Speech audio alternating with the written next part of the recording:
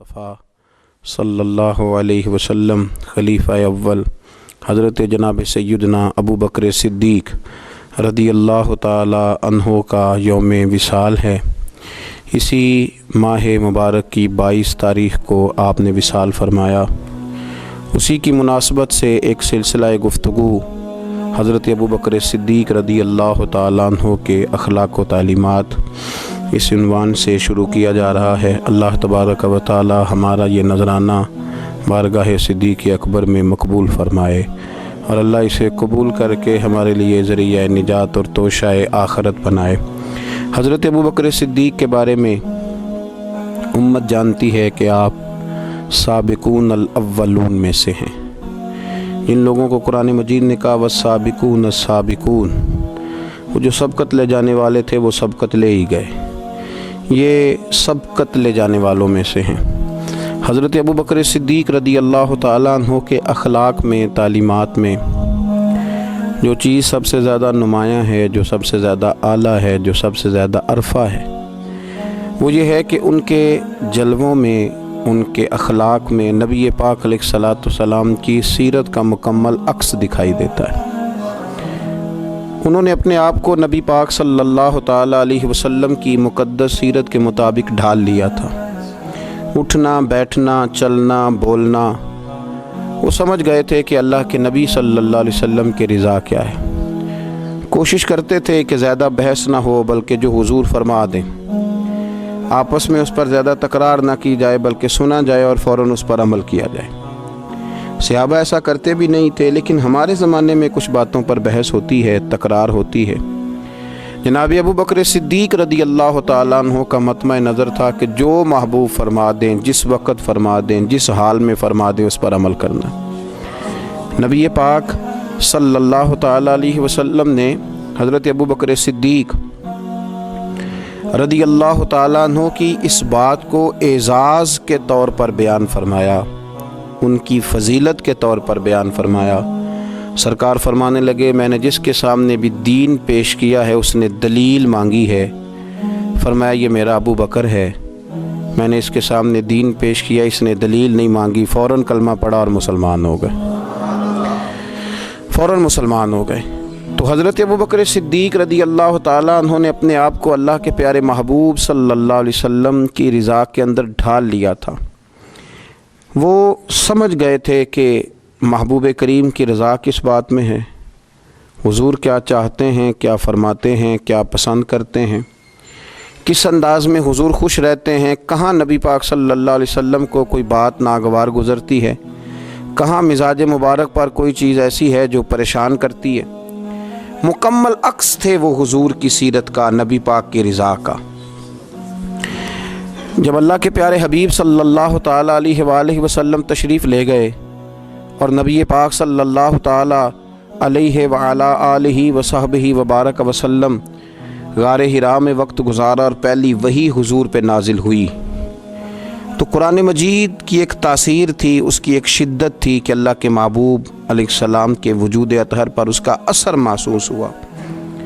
सरकार जब घर आए और जनाब खतीजतुल कुबरा रदी अल्लाह ताला अन्हा को कहा कि मुझे चादर उड़ा दो, मुझे चादर उड़ा दो, और अपनी उस कैफियत का इजहार फरमाया, तो हज़रत खतीजतुल कुबरा रदी अल्लाह ताला अन्हा ने ना नबी पाक अलैहिस्सलाम के 5 औसाफ गिनवाए।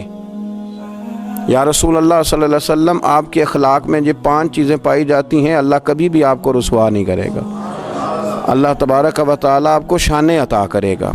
5 चीज़ें गिनवाई हज़रत खतीजतुल कुबरा ने। वो 5 चीज़ें कौन सी थीं?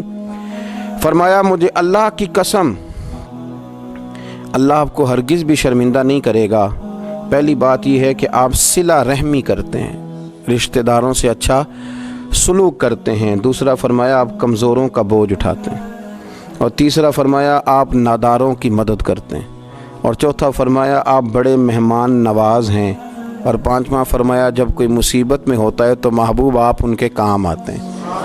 ये 5 आपके अंदर वो अखलाक आलिया हैं जिनकी बुनियाद पर मैं कहती हूँ कि अल्लाह आपको इज़्ज़तें ही अता फ़रमाएगा, बुलंदियाँ ही आपका नसीबा होंगी। यही इन बातों से मैंने देखा है। हज़रत सैयदना खदीजत कुबरा रदी अल्लाह ताला अन्हा का ये कौल बुखारी शरीफ में मौजूद है। और इसी बुखारी में हज़रत अबू बकर सिद्दीक़ रदी अल्लाह ताला अन्हु के बारे में इब्ने दगना ने एक बात कही थी। जब आप मक्का छोड़ के जाने लगे काफिरों की सख्तियों से परेशान होकर, तो इब्ने दगना ने आपको खड़ा कर लिया और कहने लगा अबू बकर आप ना जाएं। क्यों? कहने लगा आप जैसे शख्स को यहीं रहना चाहिए। वजह उसकी ये है कि आप 5 बातें वो जो हज़रत खतीजा ने नबी पाक के बारे में गिनवाई थी, वही 5 बातें उसी बुखारी में उसी तरतीब से मौजूद हैं कि इब्ने दगना कहने लगे कि आप सिला रहमी करते हैं, आप कमज़ोरों का बोझ उठाते हैं, अबू बकर सिद्दीक़ आप नादारों की मदद करते हैं, आप बड़े मेहमान नवाज हैं, आप मुसीबत ज़दा लोगों के काम आते हैं। वो 5 बातें जो हुजूर की सीरत मुबारका का अक्स के तौर पर हज़रत खतीजा ने बयान की, वही जलवे इब्ने दगना ने जनाब अबू बकर सिद्दीक़ के बयान फरमाए। वही अक्स, वही रंग, कच्चा रंग ललारी वाला जेड़ा चढ़दा लैंदा रहिंदा, ए इश्क तेरे दा रंग मुहम्मद चढ़ जाए फेर नहीं लैंदा। तो वही कैफियत, वही अक्स सीरत हज़रत अबू बकर सिद्दीक़ में पाया जाता था।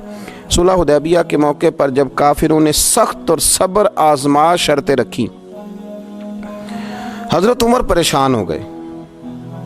कुछ ऐसी बातें थीं जो अकल में नहीं आती थी, परेशान हो गए। जाके अर्ज़ की या रसूल अल्लाह सल्लल्लाहु अलैहि वसल्लम आप भी सच्चे हैं, कुरान भी सच्चा है, इस्लाम भी सच्चा है।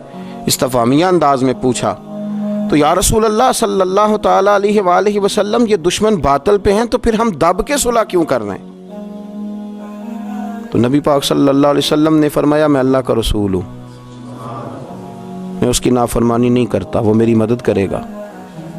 हज़रत उमर रदी अल्लाह ताला अन्हु फरमाते मैंने अर्ज़ की या रसूल अल्लाह सल्लल्लाहु अलैहि वसल्लम आपने कहा नहीं था कि हम अन करीब उम्रा करेंगे, बैतुल्लाह का तवाफ़ करेंगे? तो हुज़ूर अलैहिस्सलाम फरमाने लगे मैंने कहा था, ये तो नहीं कहा था कि इसी साल ही करेंगे, इंशाअल्लाह करेंगे। हज़रत उमर फ़ारूक फरमाते हैं कि मेरी ना वो तबीयत में चूँकि जलाल था, हुज़ूर ने बात कह दी, मैंने सुन ली, पर मैं मुतमईन नहीं हुआ था। मेरी वो चूँकि जज्बा जिहाद से मैं सरशार था, तो महबूब के अदब की वजह से मैं खामोश हो गया, लेकिन अभी मेरी तबीयत उस तरह ठंडी नहीं हुई थी।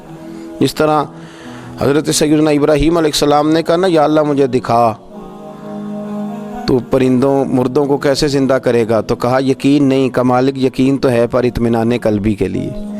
तो फरमाते मैं भी इसी तरह हुजूर की बारगाह से निकला और जनाब सिद्दीक़ अकबर के पास फिर गया और मैंने जाके वही बातें दोहराई। मैंने कहा अबू बकर रसूल करीम अलैहिस्सलाम भी सच्चे, कुरान भी सच्चा, इस्लाम भी सच्चा, फिर हम दब के सुलह क्यों करें? आप फरमाते मुझे अल्लाह की इज़्ज़त की कसम अबू बकर सिद्दीक़ ने ही वही जुमले मुझसे कहे जो मेरे रसूल पाक ने कहे थे।